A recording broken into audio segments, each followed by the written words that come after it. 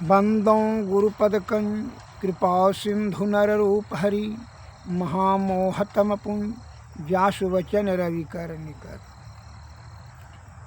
भक्तगणों को तथा धर्म अनुरागियों को मेरा हार्दिक नमन। यजुर्वेद के कृष्णो उपनिषद योग उपनिषद में शब्द आया है, श्रवण करें।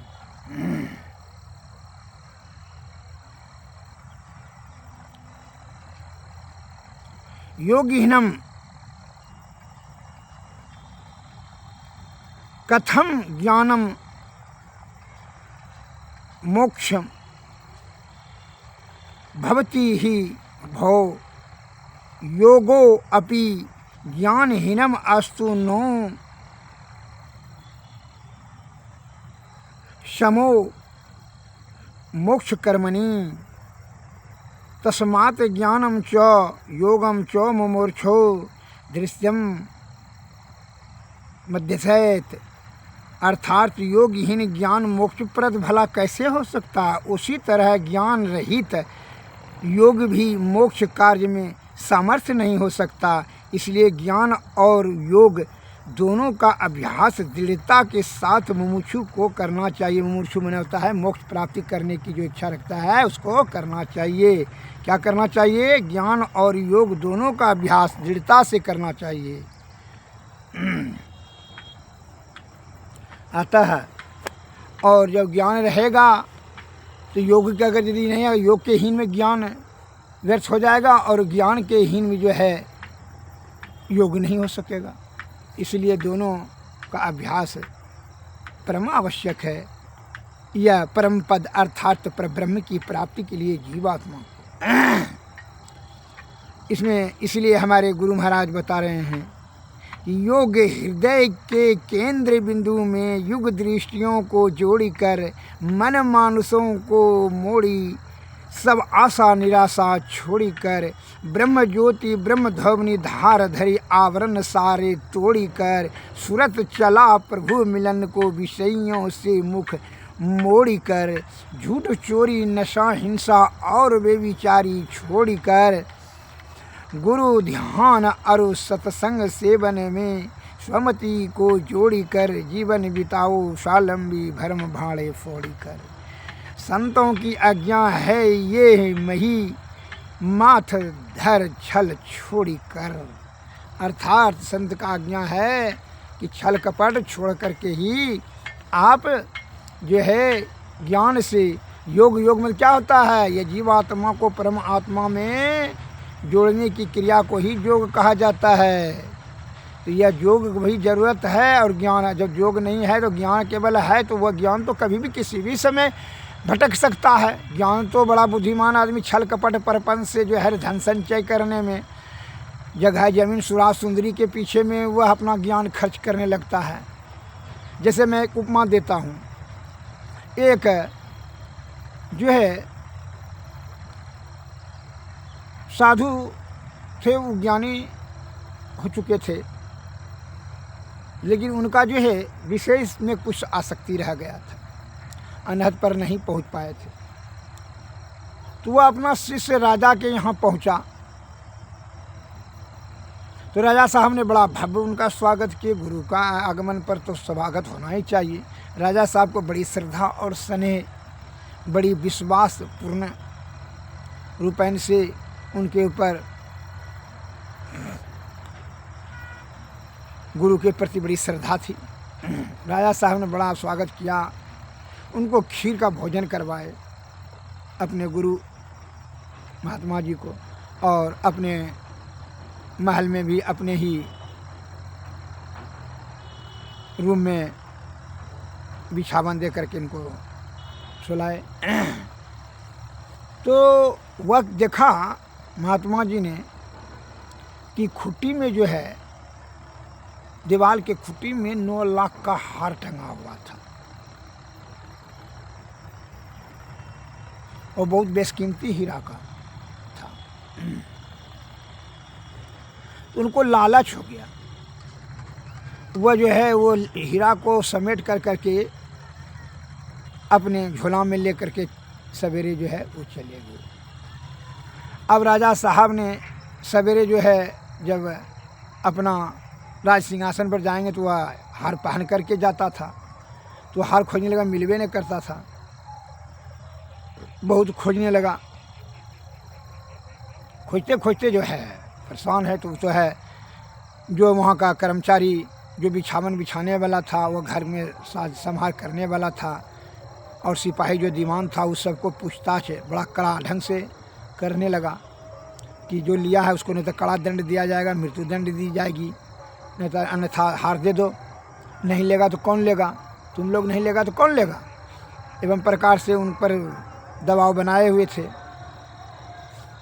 अब सज़ा का समय हो गया, और तब तक उधर जो है महात्मा साधु जी जो महात्मा जी पहुँचेगी अपने कुटिया पर जाने के साथ जो है उनको वो की वोमिटिंग, झाड़ 10 उल्टी 10 होना शुरू किया, और वह सभी जो है जितना रात में खाए थे अनपच होकर करके सब निकल गया उल्टी से, और अतिसार मना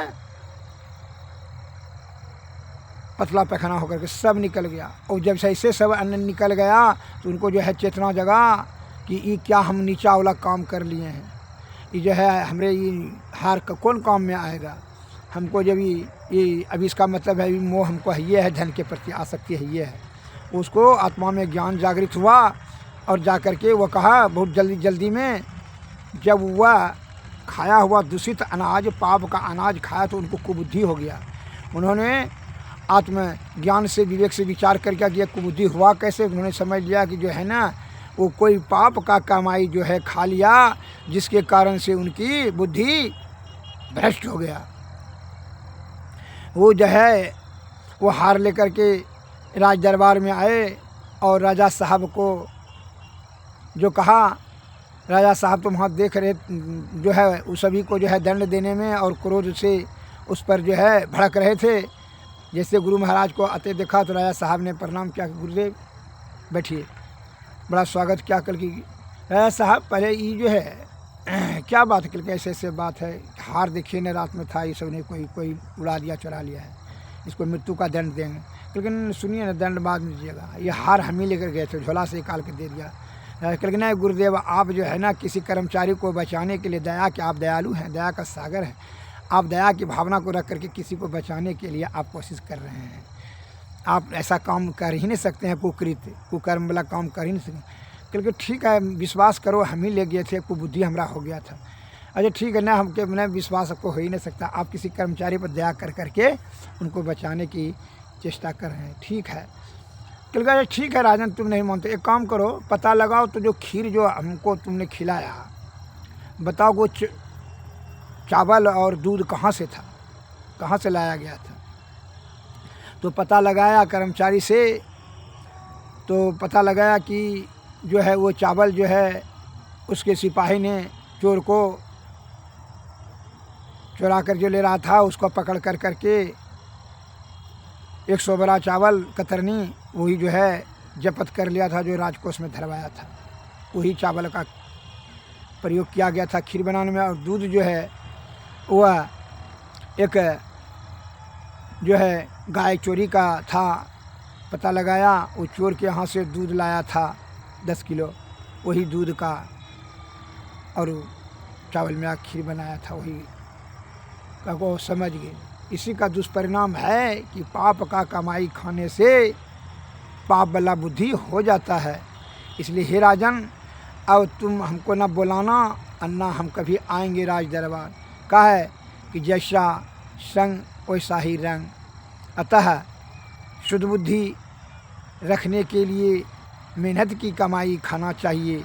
पाप वाला कमाई खाने से पाप वाला बुद्धि हो जाता है। आप देखे होंगे जो छल कपट परपन से जितनी भी सारी धन संपत्ति जमा करता, उनका बुद्धि, उनका बाल बच्चा का बुद्धि कभी जो है सद्बुद्धि नहीं होगा, सतोगुण में नहीं रहता, वह रजोगुण में चला जाता है। बहुत अहंकार होता है, और अहंकार तो दुर्गुण कारण, जिसके कारण से आज तक आपने कभी नहीं सुना कि जो है जो छल कपट बेईमानी शैतानी से जो धन संचय कर लिया है उसका बेटा बेटी बुद्धिमान बना या शुद्ध चित्त आत्मा वाला साधु महात्मा बना, कभी नहीं। वो त्यागी कभी नहीं हो सकता है। वो एक नंबर का लोभी, लंपट, लालची, कामी, क्रोधी, अहंकारी सब हो जाता है, दुर्गुण में समाहित है। इसीलिए कहता है he that is down needs fear no fall, जो जितने नीचे उसको गिरने को ही। जो आज तक बुद्धिमान हुआ है, अंतर्दृष्टि जिनकी जो है प्राप्ति हुई है, जिसको जो कि अपने मेहनत से, रविदास जी, तुलसीदास जी, कबीरदास जी इत्यादि महान संत जो बने, वह मेहनत के जो है कमाई से खाते थे और संतोषपूर्वक उसी में अपने ईश्वर का आराधना करते थे। इसलिए उनकी बुद्धि चित्त अस्थिर हो गया असंतोष से। इसलिए स्वामी विवेकानंद जी और ऋग्वेद में भी सवाय काम समुद्र माँ विवेश, काम सागर की भांति और तृप्त है। इसका जो जो पूर्ति करते जाएंगे त्यों तो इसमें कोलाहल होते चले जाएगा। भीष्म पितामह ने जब बाणशैया पर पड़े हुए थे तो द्रौपदी जी ने पूछी कि आप जो है दादाजी, आप उस समय जब हमारा चीरहरण हो रहा था, साड़ी खींच रहा था दुशासन ने, उस समय तो मैंने आपको अनुनय विनय आर्जु विनती किए रोते हुए कि आप शर्म को बचाइए, मेरी लाज को बचाइए। दादाजी, यह आपके रहते हुए अन्याय कर रहा था, तो आप तो उस समय मौन धारण कर लिए और इस समय तो ज्ञान का, धर्म का उपदेश देते हैं, क्या बात है। उसने कहा बेटी यही प्रश्न हमारे मन में उठ रहा था। द्रौपदी जी बोली, कहा कि बेटी सही प्रश्न है, भले पूछ लिया, मैं तो जवाब देने ही वाला था। उसका मूल कारण यह था कि उस समय पाप बुद्धि हमको, पाप वाला जो अनाज खा रहे थे, धृतराष्ट्र का, दुर्योधन का अनाज जो खा रहे थे, पाप वाला बुद्धि हमको घुस गया था, हमारा सद्बुद्धि समाप्त छिन्न हो चुका था। इसलिए उस समय हमने पाप कार्य में जो है सहमति जता दी।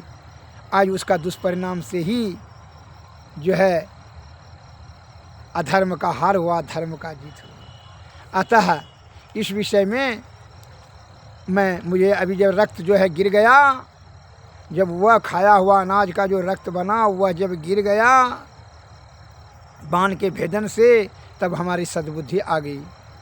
अब जो है हमारे पास दया, धर्म, ज्ञान, विवेक, सहन शक्ति, क्षमा सभी आ गया। अतः अब मैं धर्म का उपदेश देने के योग्य हो चुका हूँ। अतः पाप वाला जो है अनाज सेवन नहीं करना चाहिए। मेहनत का है, संतोषम परम सुखम, संतोष ही परम सुख का आधार है। छल कपट बेईमानी शैतानी से आप अपने कामनी और कंचन को प्राप्त करते हैं, लेकिन क्या उससे क्या होता है, आप सुखी हो जाते हैं। अनंत सुख पाने के लिए शुद्ध चित्त आत्मा की जरूरत है। अतः तभी आप अनंत सुख की प्राप्ति करने में सक्षम हो जाएंगे। उसके लिए सद्गुरु, सद्बुद्धि, सदाचार का पालन कर सतोगुण में रहें, सादा भोजन करें और परिश्रम करें, और तभी क्या होगा, सत्संग भजन करें, सद्गुरु के शरण में जाएं तो उन्हीं की कृपा से आपको जो है वह मार्ग मिलेगा, गुरु मंत्र मिलेगा। वही मंत्र का मनन कर करके आप ईश्वर में संलग्नता प्राप्त करते हुए योग और ज्ञान से, ज्ञान और योग के द्वारा ही आप ब्रह्म प्राप्ति करने में आप सक्षम हो जाएंगे। इसके लिए क्या करना चाहिए, यथाशीघ्र, कहीं जाने की जरूरत नहीं है। आप जो सोच रहे हैं काशी जमुना प्रयाग अत्र तत्र भटक लेंगे, उससे कुछ नहीं होगा। भगवान सब जगह है, समव्याप्त है, निराकार है, उसको अपने में ही खोजने के लिए बता रहे हैं। संत महात्मा लोग अनादिकाल से सत्पुरुष कृपा कर करके जनमानस में यह प्रवचन के माध्यम से बताते हुए आ रहे हैं और निरंतर कर रहे हैं और कह रहे हैं, यही प्रयत्न कर रहे हैं कि जीवात्मा को जीते जी ही ईश्वर प्राप्ति करने में लगा दो। कहा है कि ये विषया आसक्त होकर के नाना प्रकार का दुख में पड़ा हुआ है अनादिकाल से जीवात्मा। इसकी मुक्ति के लिए मनुष्य तन को ही एकमात्र जो है अधिकारी है, दूसरा कोई जोनी में नहीं। इसलिए बता रहे हैं संत महात्मा, क्या हमारे गुरु महाराज स्वामी महर्षि मिहि ब्रह्मदास जी महाराज की वाणी माया है, निज तन में खोज सजन बाहर ना खोजना, अपनी ही घट में हरि अपने में खोजना, निज तन में खोज सजन बाहर ना खोजना, अपने ही घट में है हरि अपने में खोजना। दो नैन जोड़ के नजर के एक नोक बना के, अंतर में देख सुन सुन अंतर में खोजना। तिल द्वार तक के सीधे सूरत को खींच लो, अनहद धुनों को सुन सुन चढ़ चढ़ के खोजना। निज तन में खोज सहजन बाहर न खोजना।